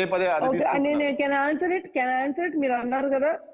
హలో చెప్పండి వింటున్నది. చంద్రబాబు నాయుడు గారు వెన్నుపోటు చేశారని చెప్పి ఎవరెవరు అంటారు చెప్తారండి. అక్కడ కూర్చున్న రోజా గారు అంటారు, కొడాలా అని అంటాడు, లేకపోతే నిన్నకాక మొన్న పార్టీలోకి వెళ్ళిన వల్లభనేని వంశీ అంటాడు, లేకపోతే ఇప్పుడు మా కొత్తగా విజయవాడ నుంచి కేసీఆర్ నాని ఎంపీ వెళ్ళాడు కదా ఆయన కూడా అదే అంటాడు. ఎందుకు అంటారు మరి? మీరెందుకు పార్టీలో 10 ఏళ్ళు ఉన్నారు? ఇది జరిగింది ఎప్పుడు? చంద్రబాబు నాయుడు గారు నిజంగానే రామారావు గారికి వెన్నుపోటు పొడుచుంటే దాని తర్వాత బాబు గారు గెలిచేవాళ్ళు కాదే. టీడీపీ పార్టీ సపోర్ట్ చేసింది, రామారావు గారి ఫ్యామిలీ మొత్తం సపోర్ట్ చేశారు, దాంతో ప్రజలు సపోర్ట్ చేశారు. ఇది ఒక్కటి ప్రూఫ్ కాదా ఆయన వెన్నుపోటు పొడిచారో, నిజంగా ఏ పోటు పొడిచారో? దానికి ముందు కూడా అంటే ఆయన ఉండేవాళ్ళు Nardalla Bhaskar, I don't know whoever it is, అప్పుడు కూడా ఒక ఇష్యూ జరిగినప్పుడు చంద్రబాబు నాయుడు గారు నిలబడి పార్టీని నిలబెట్టిందే కాకుండా రామారావు గారి చేత ఢిల్లీలో ఒక పబ్లిక్ మీటింగ్ పెట్టించగలిగి మళ్ళీ ఆయన్ని సీఎం కుర్చీలో కూర్చోపెట్టగలిగిన సత్తా ఉన్న చంద్రబాబు నాయుడు గారు ఒక్క లక్ష్మీ పార్వతి విషయంలో ఎందుకంటే వేరేలా చేస్తారు అంటే ఇది అయిపోయిన టాపిక్ నీకు మళ్ళీ మళ్ళీ చెప్పి మళ్ళీ ఆ 2 రూపీస్ ఆర్టిస్ట్ లక్ష్మీ పార్వతి గురించి నాకు మళ్ళీ మాట్లాడడం లేదు. ఇది ముగిసిపోయిన చరిత్ర. అండ్ అది నిజంగా ఆ రోజు ఏం జరిగింది ఏంటి అని చెప్పి ప్రతి ఒక్కరికి తెలుసు. ఎవ్వరికి లక్ష్మీ పార్వతి ఆవిడ మీద జాలి కాదు కదా, కనీసం ఆవిడని ఒక సాటి మహిళగా కూడా ట్రీట్ కూడా చేయరు అని చెప్తున్నా కదా. అది ముగిసిపోయిన చాప్టర్. సో దాని గురించి అప్పుడెప్పుడో జరిగింది కాబట్టి ఇప్పుడు జరుగుతుంది అని చెప్పటం, ఇప్పుడు జరుగుతున్న దాని గురించి డిస్కస్ చేయొచ్చు కదండి. ఇప్పుడు మీ చెల్లెలు బయటకు వచ్చి ఏమేమి మాట్లాడుతున్నారు డిస్కస్ చేయొచ్చు కదా. మీ సునీత గారు మొన్న మీరు అందరూ చూసుంటారు, ఆవిడ లైవ్ లో ప్రెస్ మీట్ పెట్టి ఇయ్యమాకండి మా అన్నయ్య దొంగ, నాకు న్యాయం జరగట్లేదు, ఆయన ఓటేయమాకండి, మాకు అన్యాయం జరుగుతుందని చెప్పి ఆవిడ చెప్పుకుంటున్నారు. మేము చెప్పాము ఏంటండి ఆ మాటలన్నీ? మీ సొంత ఆవిడే మళ్ళీ అప్పుడు ప్రెస్ మీట్ పెట్టి లేదు ఊరికి ఎలిగేషన్స్ కూడా ఏమాకండి, ఇంకా జరుగుతుంది, మాకు ఇంకా తెలియలేదు అని చెప్పి ఆవిడ చెప్పారు ఆ రోజు న్యాయంగా. మరి ఈ రోజు బయటకు వచ్చి ఆవిడకి ఏం ఇన్ఫర్మేషన్ ఉందో, ఆవిడకి ఏం తెలిసిందో మరి ఆవిడకి తెలియాలి. ఆల్సో ఫ్యామిలీ మెంబర్స్ కాబట్టి ఆవిడ క్యారెక్టర్ అసాసినేషన్ చేశారు, అలా ఆఖరి చనిపోయిన బాబాయ్ క్యారెక్టర్ అసాసినేషన్ చేశారు, షర్మిల గారు క్యారెక్టర్, అనిల్ గారి క్యారెక్టర్. ఈరోజు ఇంకా అందరూ ఈరోజు వాళ్ళ పార్టీ గురించి ఎప్పుడు మాట్లాడితే వాళ్ళు దరిద్రం, ఇంకా మంచోళ్ళు కాదు, వాళ్ళు అబద్ధాలు చెప్తున్నారు. మరి మీరు కూర్చొని ఏం చేస్తున్నారు? ఇందాక ఆయన కూర్చొని మేము ఇన్ని కంపెనీలు తీసుకొచ్చాం, ఇన్ని వెల్ఫేర్లు తీసుకొచ్చాం, ఏమంటే ఎవరికైనా చెప్పినా చిన్నపిల్లలకి చెప్పినా నమ్మరండి ఇది. అంటే సో ఇప్పుడు మనం వచ్చేది డిబేట్ లో వచ్చి సరదాగా కాసేపు పొలిటికల్ స్పీచ్ ఇచ్చినట్టు చెప్పొచ్చు కానీ ఇప్పుడు నేను స్టార్ట్ చేసి లిస్ట్ చెప్పాను అనుకోండి బాబు గారు తీసుకొచ్చినాయి, ఈ టైం కూడా సరిపోదు. మీరు నాకు కంపెనీల గురించి మాట్లాడదాం అంటే 100% మాట్లాడదాం. సగం కంపెనీలు చంద్రబాబు నాయుడు హయాంలో వచ్చిన కంపెనీలు కూడా మేమే తీసుకొచ్చాం అబద్ధాలు చెప్పుకోవటం. అండ్ మీరు తీసుకొచ్చిన కంపెనీకి తీరు తెన్ను లేదు, కనీసం అది ఎక్కడుందో ఏంటో కూడా తెలియదు. ఇది ఎలా ఉంటుందంటే అండి, మేము ఇన్ని కార్పొరేషన్లు ఇచ్చాం ప్రతి అంటే ఓసీ సంస్థ. కానీ వాళ్ళు ధైర్యంగా చెప్తున్నారు. గాయత్రి గారు ఒక్క విషయం చెప్తున్నారు, నేను ఇప్పటి వరకు తీసుకొచ్చిన సంక్షేమ పథకాలు ఉన్నాయి, ప్రతి గడప గడపకు ఏదో ఒక రకంగా పథకం వెళ్ళింది, మీరు అవి చూడండి, అవి చూసి నాకు ఓటేయండి అని చెప్పేసి అడుగుతున్నారు. అట్లా ఎవరు అడగరు కదా, నేను అభివృద్ధి చేస్తే నాకు ఓటేయండి, లేకుంటే లేదని చెప్తున్నారు కదా. దాన్ని కూడా గట్స్ ఉండాలి ఈ రకంగా అడగాలంటే. కాదండి, ఈ విషయం నేను కూడా ఒప్పుకుంటాను. ఆయనని నేను కూడా అదే స్టేట్ కి, ఇప్పుడు ఈయనకి డిబేట్ లో వాళ్ళకి చెప్పట్లేదు, మేము కూడా స్టేట్ లో ఉన్న పబ్లిక్ ఇదే చెప్తున్నాం. ఆయన ఆ రోజు మీకు నవరత్నాల పేరుతో ఏమేం మోసాలు చేశాడో తెలుసు కాబట్టి అవి ఇంకొకసారి నమ్మకుండా ఓటేయి మాకండి. లేకపోతే జగన్మోహన్ రెడ్డి అనే వ్యక్తి మనస్తత్వం ఎలాంటిది, ఆయన వచ్చి రాగానే ప్రజావేదిక పడగొట్టడం కానీ, లేకపోతే ఒక పర్టికులర్ కమ్యూనిటీ టార్గెట్ చేసి వాళ్ళందరినీ దెబ్బ కొట్టాలని చూడటం కానీ, ఆయన కక్ష కోసం కోర్టుల చుట్టూ తిరగటం కానీ, లాయర్లకి ఖర్చు పెట్టిన డబ్బులు కానీ, స్టేట్ డబ్బులు ఏ రకంగా ఎంత రకంగా దుర్వినియోగం చేశారో అందరికీ తెలిసిందే. ఆయన జల్సాల కోసం ఆయన జస్ట్ ఒక 2 కిలోమీటర్లు వెళ్ళాలంటే పైన చాపర్ తిరగాలండి. ఆయన డావోస్కి వెళ్ళి తీసుకొచ్చింది ఏమీ లేదు, కానీ వాళ్ళ ఫ్యామిలీ మొత్తం ఆయన చక్కగా ప్రైవేట్ జట్లు తిరిగి వచ్చి ఎన్నో లక్షల కోట్లు ఖర్చు పెట్టారు. సో మేము కూడా ఏ చెప్తున్నాం, మేమేం అబద్ధం చెప్పట్లా. ఆయన మీకు నిజంగానే రోడ్ వేసి ఉంటే నువ్వు వచ్చి ఓటేయమ్మా, ఆయన నిజంగానే నీ పిల్లలకి కంపెనీ తెచ్చుంటే నువ్వు వచ్చి ఓటేయమ్మా, ఆయన చెప్పినట్టు మీ బిడ్డలా నువ్వు ఫీల్ అయితే నువ్వు వచ్చి ఓటేయమ్మా. అంటే మరి అందలేదా గాయత్రి గారు? అంటే ఏంటి గాయత్రి గారు, ప్రతిసారి బటన్ నొక్కుతున్నారు, సంక్షేమ పథకాలు రిలీజ్ బటన్ నొక్కుతున్నారు, డబ్బులు రిలీజ్ చేస్తున్నారు, ఇవన్నీ ప్రతి ఇంటికి ఏదో ఒక రూపకంగా వెళ్ళలేదంటారా మీరు? అంటే ఇప్పుడు ఏదో ఒక 100% ఎందుకెళ్ళండి, అంతకు ముందు బాబుగా చేసినప్పుడు కూడా వెళ్ళింది. కాకపోతే ఏంటంటే మసిపూసి మారేడికాయ చేసినట్టు అదే పథకాలకి పేర్లు మార్చి ఇంకొంచెం ఎక్కువ publicity promotion. 100% last time 2019 election లో గెలవడానికి కారణం ప్రశాంత్ కిషోర్ అండి, ఆ విషయంలో డౌటే లేదు. ఇప్పుడు నేను ఇందాక చెప్తున్నా చూడండి, మాకు ప్రజలే ముఖ్యం అనుకుంటే 1,00,000 మంది సైనికులు రెడీ చేసామని చెప్పి వాళ్ళే చెప్పారు, ఇది ఐటీ సైనికుల్ని. అంటే హైదరాబాద్ లో కూర్చోపెట్టి సజ్జల భార్గవ్ కింద ఒక టీంని పెట్టుకొని అబద్ధాలు చెప్పిన అబద్ధమే మళ్ళీ చెప్తాం, మళ్ళీ నమ్ముతారు అనుకుంటే దిస్ విల్ బి ఫూలిష్నెస్. రేపొద్దు 20 చేస్తే ఒక నెల రోజులు అయితే మీకు నాకు అందరికీ క్లారిటీ వచ్చింది, ఓ 2 నెలలు మాక్సిమం, అంతే కదా. ఓ 2 నెలలు అయితే అందరికీ క్లారిటీ వచ్చింది. అప్పుడు ఆ రోజు ఇదే ఈయన ఇక్కడ కూర్చుంటే నేను ఇక్కడే కూర్చుంటే అప్పుడు డిస్కస్ చేద్దాం ఎవరు నిజం ఎవరు అబద్ధం. విల్సన్ గారు, ఇప్పుడు పెద్ద దారుణం దుర్మార్గం ఏంటంటే ప్రజల్ని ఎమోషన్ గురి చేస్తున్నారు. మేము లేకపోతే సంక్షేమం అనేది ఎప్పుడైనా ఎలా చేయాలంటే, ఒక తండ్రి ఒక కుటుంబంలో ఒక 10 రూపాయలు సంపాదించి ఒక 5 రూపాయలు ఖర్చు పెట్టి ఒక 5 రూపాయలు దాచాలి. కానీ ఈ తండ్రి ఏం చేస్తున్నాడు, మొత్తం నీకు రోజు బిర్యానీ పెడతాను అనే పేరుతో ఇంట్లో ఉండే తబేళాలు, టీవీలు ఇవన్నీ కూడా అమ్మేస్తున్నాడు. దీన్ని ఎట్లా సంక్షేమం అంటారు అంటే, ప్రజలు రేపు నెక్స్ట్ జనరేషన్ కోసం కదా మనం బతకాలి, నెక్స్ట్ జనరేషన్ కు ఏదైనా ఉపాధి కదా మనం కల్పించాలి. ఇప్పుడు ఎన్ని పెట్టండి, లైవ్ ఎగ్జాంపుల్ చెప్తాను. అమరావతిలో 45 కేంద్ర సంస్థలు వచ్చాయి, ఎందుకు కట్టలేదు, ఎందుకు డెవలప్ చేయలేదు, ఎందుకు పడకే ఇచ్చారు? అమరావతి చంద్రబాబు నాయుడు గారి ఆయన సొంత ఆస్తి. అదే మరి మీకు అంత ద్వేషం ఏంటండి? చంద్రబాబు మీద ద్వేషం ఉంటే ఆ ద్వేషం తెచ్చుకోవడం రాజకీయంగా మీరు ఎదుర్కోండి, అది వేరే విషయం. కానీ ఇక్కడ ప్రజల ఆస్తి కదా 40. ఇప్పుడు ఎయిమ్స్ ఉంది, ఎయిమ్స్ అన్ని వేల కోట్లు పెట్టి మేము కట్టిస్తే కనీసం నీళ్లు కూడా ఇవ్వకుండా సహాయ నిరాకరణ చేసిన సందర్భాలు ఉన్నాయి కదా. ఎందుకు జరుగుతుంది ఇట్టగా? ఈయన జగన్మోహన్ రెడ్డి గారికి అంత కోపము. ఆయన తెలుగుదేశం మీద మాత్రమే కాదండి, ఈవెన్ భారతీయ జనతా పార్టీతో కూడా ఆయన భారతీయ జనతా పార్టీ చేసిన పథకాల మీద కూడా ఆయనకి నజర ఉంది. ఎందుకంటే ఈ పథకాలన్నీ కూడా మేము చెప్తే నా నోట్లోంచి వస్తే ఎక్కడ భారతీయ జనతా పార్టీ హైప్ వస్తుంది అని చెప్పి పొద్దాక చంద్రబాబు నాయుడు గారిని ఆయన టార్గెట్ చేస్తుంటారు. ఎందుకంటే వాస్తవానికి ఆంధ్రప్రదేశ్ లో ఇల్లు ఇచ్చింది బీజేపీ, రాజధాని నిధులు ఇచ్చింది బీజేపీ, 72% పోలవరం కంప్లీట్ చేసింది బీజేపీ. అదేవిధంగా మీరు సంక్షేమం అన్నారు కదా, సంక్షేమం అంటే 2 సంవత్సరాల పాటు ఇంటికి 5 కేజీలు బియ్యం ఇచ్చింది బీజేపీ. అదే విధంగా అనేక పథకాలు అమలు చేసింది బీజేపీ. ఈరోజు సడక్ రోజు ఇవన్నీ ప్రజల్లోకి వెళ్ళాయంటారా? మీరు చెప్తున్నారు ప్రజలకు తెలుసా ఇవన్నీ, ఏపీ ప్రజలకి? అంటే అదే చెప్తున్నాను.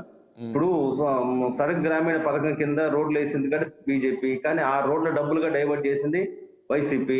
ఈ రోజు గ్రామీణ ఉపాధి హామీ పథకం కింద వేలాది. అవును, అది మీరు చెప్పుకోలేకపోయారంటే ఏం చెప్తారు విల్సన్ గారు? మేము చెప్పుకోలేకపోయాము, ఈ డబ్బులంతా కేంద్రం నుంచి వచ్చింది, ఇదేమో ఈ ప్రభుత్వం చేసింది అని చెప్పుకోవడం. మరి మీరు ఫెయిల్యూర్ అయినట్టే కదా అక్కడ. ఏపీ ప్రజలకు మీరు చెప్పుకోలేకపోయారు కదా ఇవన్నీ కేంద్రం నుంచి వచ్చినట్టు. ఇప్పుడు అలా కాదండి, ఇప్పుడు మాకు మీడియా లేదండి, మాకుంది సోషల్ మీడియా. ఎందుకండి మనము గ్రౌండ్ లో ఉండి ప్రజా సమస్యల పైన ప్రజలకు మనం చేస్తే ఆటోమేటిక్ అన్ని వచ్చేస్తాయి మన దగ్గరికి. మొన్న అట్ట కాదండి, మన నరేంద్ర మోడీ గారి సంబంధించిన వికసిత భారత యాత్రలో గ్రామానికి వెహికల్స్ వెళ్తే ప్రజలు నివ్వరిపోయారు, అవునా ఈ పథకం మీదే అని. అరే పక్కా ఇల్లు ఇచ్చింది మేము, ఇల్లు 1,80,000 రూపాయలు డబ్బులు ఇచ్చింది మేము. ఆయుష్మాన్ భవన్ కింద దాని కింద కిరణ్ గారు కింద మేము నేను అదే అంటున్నాను విల్సన్ గారు, ఇవన్నీ చెప్పాలి ప్రజలకు. అంటే ఏం చేయలేదు బీజేపీ అనేది వెళ్ళింది కదా ఇప్పటి వరకు. మీరు ఇవన్నీ చేసామని మీరు చెప్తున్నారు ఓన్లీ మీడియాలో, కానీ మీరు ప్రజల్లో గ్రౌండ్ లెవెల్లో అది నాకు తెలిసి వెళ్ళలేదు. అదే చెప్తున్నాను, అట్లా చేయడంలో మీడియా పాత్ర కూడా మాకు హైప్ క్రియేట్ చేయకుండా చేసుకోవడంలో మా తప్పు కూడా ఉందండి. నేనైతే వ్యక్తిగతంగా నేను ఒప్పుకోండి, ఎందుకంటే మేము సరైన స్థాయిలో ప్రచారం చేయలేకపోయాం, మా కార్యకర్తలు కూడా సరైన. ఇప్పుడు మన మోడీ గారు వికసిత యాత్ర తర్వాత ఓపెన్ అయింది కదా, తర్వాత మన సోదరుడు రాజు మంచోడు, అతను వ్యక్తిగతంగా నాకు బాగా ఇష్టం. కానీ ఏది హిట్లర్ సినిమా చెప్తున్నాడు, హిట్లర్ సినిమాలో అన్నం మంచోడి స్వతహాగా, అన్న మీద వాళ్ళ చిలిపి కోపం ఉంటుంది, లేకపోతే అలకలు ఉంటాయి. కానీ ఇట్లా కాదు కదా. ఇప్పుడు నేను కానీ అవినాష్ రెడ్డిని కానీ బయటికి పంపిస్తే బీజేపీలు చేరతాడని చెప్పి అన్నాడని చెప్పి సునీత గారు పహాడని చెప్పారు. బీజేపీ ఏమన్నా పునరావసరమా? మటర్లు చేసే వాళ్ళకి మేమన్నా పునరావసరం ఇస్తామా? కాబట్టి ఈ రోజు మర్డర్ చేశాడు అని ఆయన దగ్గర ఆయన విషయంలో డాక్యుమెంటరీస్ ఉన్నప్పుడు కూడా ఆయన పక్కన పెట్టుకోవడం ఈయనకేంటి అంత క్రేజ్ ఏంటి? అక్కడ ఒక్క నిమిషం సుబ్రహ్మణ్యాన్ని మర్డర్ చేస్తే ఆనందబాబుని పక్కన పెట్టుకుంటాడు. ఈ రోజు వైఎస్ వివేకానంద రెడ్డి కేసులో ప్రధాన ముద్దాయిగా నవీన్ రెడ్డిని పక్కన పెట్టుకుంటాడు. అసలు ఏంది, ఎటుపోతున్నాం మనం? ఏంది మళ్ళా దేవుడి పేరు చెప్తారు. దేవుడు ఏంటండి? దేవుడి పేరు అంటే చెప్తారు, దేవుడి ఒక నమ్మకం. కానీ మీరు చేస్తున్న దుర్మార్గాలన్నీ కూడా ప్రజలకు తెలిసిపోయాయి కదా. మీ చెల్లెలే చెప్పిన తర్వాత మళ్ళీ హిట్లర్ కథ ఎట్ట తిరిగి అన్వయించబడుతుంది. రైట్ కిరణ్ గారు, ప్లీజ్ దాసరి కిరణ్ గారు, చూస్తూ ఉన్నాము ఒకవైపు దత్తపుత్రుడు అంటే ఇది ప్రజల్లోకి బాగా బలంగా వైసీపీ తీసుకువెళ్ళింది. ఏంటి రేపు పవన్ కళ్యాణ్ సభలు ఎక్కడి నుంచి స్టార్ట్ అవుతుంది? ఒకవైపు వైసీపీ ఏమో దూసుకుపోతున్నట్లు కనబడుతుంది. నెక్స్ట్ ఏం చేయబోతున్నారు? ఎలా ఎండగట్టబోతున్నారు ఈ ప్రభుత్వాన్ని? ఏంటి సార్, ఫస్ట్ ఆఫ్ ఆల్ మీకు నేను క్లారిటీ ఇవ్వదలుచుకుంది ఏంటంటే, వైసీపీ దూసుకెళ్తున్నట్టు ఏం కనిపించట్లా. అక్కడంతా మ్యాజిక్, ఇది గ్రాఫిక్స్ చూపిస్తా ఉన్నారు తప్ప దూసుకెళ్ళిపోతున్నట్టు బిల్డప్ తప్ప అక్కడ నిజంగా ఏం దూసుకెళ్ళిపోవట్లా. మీరు కన్ఫర్మ్ చేయమాకండి. ఇంకోటి ఏంటంటే, ఇందాక రాజీవ్ గాంధీ గారు సోదరుడు చెప్పినట్టు వైజాగ్ అనేది మీ ఒక్క ప్రాంతమే కాదు బ్రదర్, అది మా అందరికి కూడా ఫేవరెట్ ప్లేస్. మా అందరి ఆవేదన ఏంటంటే, అంత ప్రశాంతమైన నగరమైన వైజాగ్ లో ప్రతిసారి గంజాయి దొరకడం అనేది ఒక ఆందోళన కలిగించే అంశం.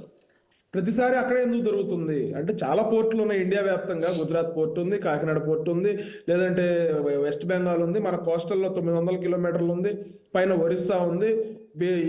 ఇన్ని ప్రాంతాల్లో ఎక్కడా దొరకని ఇంత గంజాయి, ఇన్ని లక్షల కేజీల గంజాయి ఓన్లీ వైజాగ్ లో ఎందుకు దొరుకుతున్నది అనేది మా ఆవేదన. ఒక ప్రాంతం మీద ముద్రేయాలనేది కాదు, ఒక ప్రాంతాన్ని, అందరికీ ఇష్టమైన వైజాగ్ అనే ఒక మహానగరాన్ని మనం వేరేలాగా చూడాలని అనుకుంటాం. ఒక ప్రఖ్యాతిగాంచిన ప్రపంచ నగరాల్లో ఒక నగరంగా చూడాలని అనుకుంటాం. కానీ అన్ఫార్చునేట్లీ అది ఒక డ్రగ్ కి సంబంధించిన కేసులో పదే పదే వైజాగ్ పేరు నానటం అనేది మా అందరికీ కూడా బాధ కలిగించే విషయం. రెండోది ఏంటంటే, మీరు ఇందాక ఇన్ఫోసిస్ అన్నారు. ఇన్ఫోసిస్ అన్నప్పుడు నాకు చాలా నవ్వు వచ్చింది. ఎందుకంటే ఇన్ఫోసిస్ కంపెనీ వైజాగ్ లో వర్క్ ఫ్రమ్ హోమ్ తర్వాత ఆఫీస్కి వెళ్ళే సౌలభ్యం లేకపోతే అక్కడ ఒక 250 మెంబర్స్ తో ఒక చిన్న క్లస్టర్ ఏర్పాటు చేస్తున్నారు. దాన్ని కూడా మీరు ఖాతాలో మీరు తీసుకొచ్చిన కంపెనీ లిస్ట్ లో పెట్టుకోవడం అనేది నిజంగా హాస్యాస్పదం. ఇంకోటి ఏంటంటే, సమరసింహారెడ్డి హిట్లర్ సినిమా ఎగ్జాంపుల్స్ చెప్పారు. ఈ సందర్భంగా నేను చెప్పేది ఏంటంటే, సమరసింహారెడ్డిలో బాలకృష్ణ గారు ఆయన నిరూపించుకోవడం కోసం విషం తాగేస్తాడు. ఖచ్చితంగా జగన్మోహన్ రెడ్డి గారిని విషయం తాగొద్దని నేను కోరుకుంటా ఉన్నాను, ఎందుకంటే నిరూపించుకోవటం కోసం. ఇంకోటి ఏంటంటే, ఆయన నిజాయితీ నిరూపించుకోవడం కోసం, లేకపోతే అలాగే చెల్లెల్ని మోటివేట్ చేయడం కోసం ట్రైన్ పట్టాల మధ్యలో కాలు పెడతాడు. అక్కడ చెల్లెలు పాపం పరిగెత్తుకుంటా వచ్చి ఆ కాళ్ళకున్న ఏవైతే ఉన్నాయో అవి ఇరగొట్టుకుని వచ్చి అన్నయ్యని కాపాడుతుంది. ఇక్కడ అన్నయ్యని కాపాడే పరిస్థితి లేదు. గబాలన నిరూపించుకోవడం కోసం, నిజాయితీ నిరూపించుకోవడం కోసం ఈ రైలు పట్టాల మధ్యలో కాలు పెట్టొద్దని చెప్పి నేను ఈ సందర్భంగా విజ్ఞప్తి చేస్తా ఉన్నాను.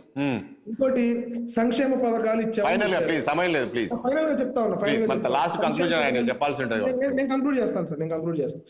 సంక్షేమ పథకాలు ఇచ్చేసాం, అన్ని పథకాలు ఇచ్చేసాం అంటే నా దగ్గర లిస్ట్ ఉంది సార్. అది మేబీ వైఎస్ఆర్సీపీ చేస్తున్న ప్రచారంలో హైయెస్ట్ అనుకుంటా ఆ సంక్షేమ పథకాలు. ఏది కోవిడ్ సాయం కింద 1000 రూపాయలు, ఆసరా కింద 81,000, మొత్తం మీద హైయెస్ట్ 2,36,000 ఒక కుటుంబానికి వచ్చింది అనుకుంటే అదే హైయెస్ట్. మేబీ లీస్ట్ కూడా ఉండొచ్చు, అది అందులో 1,00,000 రూపాయలు ఉండొచ్చు, 1,50,000 ఉండొచ్చు. ఈ ఏంటంటే 5 years కి సంబంధించి ఇందులో మనం దాన్ని డ్రిల్ డౌన్ చేస్తే పర్ డేకి వచ్చేసి ఈ 2,36,000 బేస్ కింద తీసుకుంటే పర్ డే వచ్చేసి ఒక కుటుంబానికి 150 రూపాయలు సార్. పర్ డే 150 రూపాయలు అంటే కుటుంబంలో 4 ఉంటే వాళ్ళకి 38 రూపాయలు 37 రూపాయలు వస్తా ఉంది. దీన్ని ఏం మార్చేశారు మీరు? పేదల బతుకులు రోజుకి మీరు ఇచ్చే 38 రూపాయలు లేకపోతే ఫ్యామిలీకి 150 రూపాయల్లోనో వాళ్ళ బతుకులు ఏం మారిపోతాయి? వాళ్ళ స్థితిగతులు ఏం మారిపోతాయి? వాళ్ళ స్టాండర్డ్ ఆఫ్ లివింగ్ ఏం పెరిగిపోయింది? ఈ రోజున మీరు చెప్పిన ఏవైతే పేదలకు ఎంత ఇచ్చేసాం అంటున్నారు కదా, ఒక్కళ్ళ అకౌంట్ లోనే 1,00,000 రూపాయలు ఉన్నాయా సార్? ఒకే అకౌంట్ లో ఏదన్నా జబ్బు చేస్తేనో, లేకపోతే పిల్లోడికి ఏదన్నా కొనాలంటేనో, పాపకి ఏమన్నా కొనాలంటేనో, లేకపోతే ఏదైనా ఊరెళ్తేనో, సడన్ గా జబ్బు చేస్తేనో గవర్నమెంట్ మీద డిపెండ్ అవ్వకుండా వాళ్ళు సొంతంగా వాళ్ళ స్వార్జితంతో వాళ్ళు హాస్పిటల్కి వెళ్ళి ట్రీట్మెంట్ చేయించుకునే పరిస్థితి ఉందా? లేదంటే పిల్లలకి ఏదైనా కావాల్సింది కొనుక్కోగలిగే స్తోమత ఉందా? లేకపోతే పండక్కి బట్టలు కొనుక్కునే స్తోమత ఉందా? ఒక్క నిమిషం, పిల్లలకి ఏదైనా పండక్కి బట్టలు కొనుక్కునే స్తోమత ఉందా? ఇవాళ నడ్డి విరిచేశారు. మీరేదో ఇస్తున్నామని చెప్పి ఈ రోజున గుడి బయట ముష్టెత్తుకుంటే వస్తున్నాయి సార్ 300-400 రూపాయలు రోజుకి. మీరేదో సంక్షేమ పథకాలు ఇచ్చేసాం, మంచి జరిగితేనే ఓటేయండి అంటే, మంచి జరిగితే ఓటేయండి అని అడగండి. మళ్ళీ నేను సింగిల్ గా వస్తున్నాను, లేదంటే నన్ను అందరూ కలిసి ఏకాంతం అని చెప్పి ఈ బిల్డప్ అంతా ఎందుకు? ఈ బిల్డప్ అంతా అవసరం లేదు కదా. ఈ మధ్యలో కిరణ్ గారు కరెక్ట్. ఈ మధ్యలో నేను చూశాను వేరే రాష్ట్రాల్లో కూడా, స్టేట్ లో కూడా, ముఖ్యంగా మా తెలంగాణలో చూస్తే కూడా మేము ఓడిపోతే ఈ పథకాలు పోతాయి, మేము ఓడిపోతే ఈ పథకాలు పోతాయి అనేది ఈ మధ్యలో బాగా చెప్తున్నారు. మరి చూద్దాం. రాజు గారు నిజమే, వాస్తవే. రాజు గారు అవును, రాజు గారు కిరణ్ గారు అడిగిన దాంట్లో ఒక వాస్తవం నిజంగా సమయం లేదు. ప్లీజ్ కిరణ్ గారు, ప్లీజ్ ఒకటి విల్సన్ గారు, ప్లీజ్ ఒకటి. రాజు గారు, కిరణ్ గారు చెప్పిన దాంట్లో నిజంగా వాల్యుబుల్ పాయింట్ అండి. వైజాగ్ ఎందుకు డ్రగ్స్? విల్సన్ గారు మాట్లాడింది ఉన్నట్టు సమయం లేదు. విల్సన్ గారు, ఐఏఎస్ ఆయన శేషగిరిని తన్ని తరిమారు ఎందుకు? సరే సమయం లేదు. విల్సన్ గారు ప్లీజ్, సమయం లేదు. విల్సన్ గారు ప్లీజ్ మాట్లాడిద్దాం. రాజు గారు ప్లీజ్ కంటిన్యూ చేయరా? ఓకే రాజు గారు, నిజమే కిరణ్ గారు అన్నది ఒక పాయింట్ ఉందండి. ఎన్ని కోట్లు ఉన్నప్పటికీ వైజాగ్ ఎందుకు దొరుకుతుంది అన్నది నిజమే. అది వైజాగ్ ఒక ప్లీజ్ సమయం లేదు, ప్లీజ్ మాట్లాడరా? చేయండి రాజీవ్ కోసం, no problem. Raju please continue చేస్తలేదు, నాకు అభ్యంతరం లేదు. పర్లేదు ప్లీజ్. రాజేష్ గారు ఇప్పుడు 3 పార్టీల ప్రతినిధులు, of course they all belong to alliance, NDA కూటమిగా వాళ్ళు ఉన్నారు.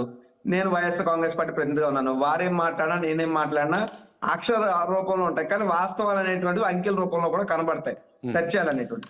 ఉదాహరణకి ఏం పెరిగింది, బతుకులు ఏం మారింది, తలసరి ఆదాయం లెక్కలు లాంటివి ఏవో ఒక ఎగ్జాంపుల్ చెప్పారు సోదరు కింద గారు.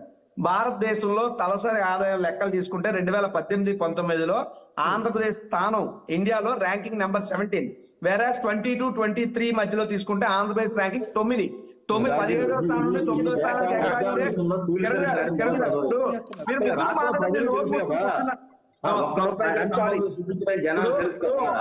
మీరు మాట్లాడండి.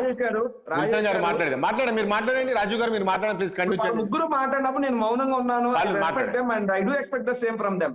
నేను నిజాలు చెప్తున్నాను, మీరు ఆర్టీఎల్ పెడితే అని మీ క్యాన్సర్ ఇచ్చిన లెక్కలే. పాయింట్ రండి ప్లీజ్. పాయింట్ చెప్తున్నాను సార్. ఇప్పుడు తలసరి ఆదాయంలో 17వ స్థానంలో 9వ స్థానానికి ఆంధ్రప్రదేశ్ రాష్ట్రాన్ని తీసుకొచ్చి జగన్మోహన్ రెడ్డి గారు. తర్వాత జిఎస్డిపి వృద్ధి రేట్లో 21, 22లో ఇండియాలో ఆంధ్రప్రదేశ్ స్టూడ్ యాస్ నెంబర్ 1. వేరే 18-19 లో ఆంధ్రప్రదేశ్ ర్యాంక్ 22. ఇది అభివృద్ధి జరిగినట్టు కాదా? అప్పులు అని మాట్లాడుతున్నారే. అది కాదు విషయం ఏంటంటే రాజు గారు ఒక ఆ లిస్ట్ మనం చెప్పారు. వాళ్ళు వేసిన ప్రశ్నలే కాదు, ప్రజలకు వాస్తవాలు కూడా చెప్పాలి. టైం తక్కువ ఉంది. ముగ్గురు ఒకటి వైపుని, నేను ఒక వైపు ఉన్నాను. నాకు సమయం తక్కువ ఇచ్చారు. చెప్పే అవకాశం ఇవ్వండి. నేను అప్పుల గురించి మాట్లాడాను. వెల్సన్ గారు ఒక్క నిమిషం. ఇప్పుడు భారతదేశంలో మోడీ గారు ప్రధానమంత్రి కాకముందు, అంటే స్వతంత్ర భారతదేశంలో ఇండియాకు ఉన్నటువంటి అప్పు 58 లక్షల కోట్లు. మోడీ గారు ప్రధానమంత్రి అయిన తర్వాత 2014 నుంచి 2024 మధ్యలో మన అప్పు 60 లక్షల కోట్లు పైమాటే దాటింది. అంటే మోడీ భారతదేశం ఉంటుందా? సరే అదొకటి ప్లీజ్, టైం లేదు. విల్సన్ గారు ప్లీజ్ ఒక్క నిమిషం అండి. సరే అది పాయింట్ వస్తే, ఒకటి డ్రగ్స్ విషయానికి వస్తే కూడా రాజు గారు, డ్రగ్స్ విషయానికి వస్తే కిరణ్ ఎందుకు అబద్ధాలు అలాగా మీరు మాట్లాడుతున్నాను. సరే ఒక్క నిమిషం విల్సన్ గారు ప్లీజ్. విల్సన్ గారు విల్సన్ గారు ప్లీజ్ రోడ్లే లేవు కదా మనకి. విల్సన్ గారు ఎవరు కాదన్నారు? రాజేష్ గారు ప్లీజ్ ఒక్క నిమిషం మాట్లాడండి. రాజు గారు ప్లీజ్ మాట్లాడండి. రన్నింగ్ కామెంటరీ చెప్తుంటే మీరు ఆయన మైక్ ఆపండి, లేకపోతే నేను వెళ్ళిపోతాను. మాట్లాడండి. మీరు మాట్లాడినప్పుడు కూడా మధ్యలో దూరం. విల్సన్ గారు ప్లీజ్, నేను మీకు అవకాశం ఇచ్చా, మీరు మాట్లాడారండి. వాళ్ళు మాట్లాడిద్దాం, మీరు మధ్య డిస్టర్బ్ చేయకండి ప్లీజ్ దయచేసి. సమయం లేదు, మాట్లాడారు ఒకసారి. రాజు గారు చెప్పినప్పుడు ఇబ్బంది పడితే నాకు అభ్యంతరం లేదు. దానికి పారిశ్రామిక వృద్ధి రేట్లో 18-19 ఆంధ్రప్రదేశ్ ర్యాంక్ 22. వేరే పారిశ్రామిక వృద్ధి రేట్లో ఈ రోజు 21-22 మా ప్రభుత్వంలో ర్యాంక్ 3. మేము తెచ్చినవి 2.5 లక్షల ఎంఎస్ఎంఈలు, 16.5 లక్షల ఉద్యోగాలు. ఆయన ఏదో అన్నారే 250 మందితో సాఫ్ట్వేర్ కంపెనీ క్లస్టర్ ఏదో పెట్టాలని. మీరు రండి, 1000 మందిని నిలబెట్టి ఆ ఐడి కార్డు పెట్టి ఎప్పుడు జాయిన్ అయ్యేది, ఎక్కడ ఇంటర్వ్యూ జరిగింది నేను చూపిస్తాను. టీవీ తీసుకోండి, మనం మాట్లాడితే కాదు కదా సార్. ఏం సార్ రన్నింగ్ కామెంటరీ, వీళ్ళ కడుపు మంట కొత్త అంతే. ఇది ఇక్కడ కనబడిపోవట్లే. 67,000 కోట్ల పెట్టుబడులు, 125 పెద్ద పరిశ్రమలు, 85,000 ఉద్యోగాలు. ఇది మా ట్రాక్ రికార్డ్. ట్రాక్ రికార్డ్ చూసి మీకు ఒళ్ళో ఒలికిపోతుంది. ఓకే అండి, చూద్దాం. రాజు గారు చూద్దాం ఏం జరుగుతుంది, చూద్దాం. థ్యాంక్ యూ అండి రాజు గారు అదేవిధంగా గాయత్రి గారికి అండ్ దాసరి కిరణ్ గారికి, విల్సన్ గారికి, చర్చలో పాల్గొన్న మీ అందరికీ కూడా ధన్యవాదాలు అండి. చూసాం కదా, మొత్తానికి ఏపీలోని ఒక పొలిటికల్ హీట్ అయితే పెరిగింది. నేతలు అయితే మాటలు తూటాలు పేలుస్తున్నారని చెప్పుకోవచ్చు. ఇక ఇప్పటికే బస్సు యాత్ర అయితే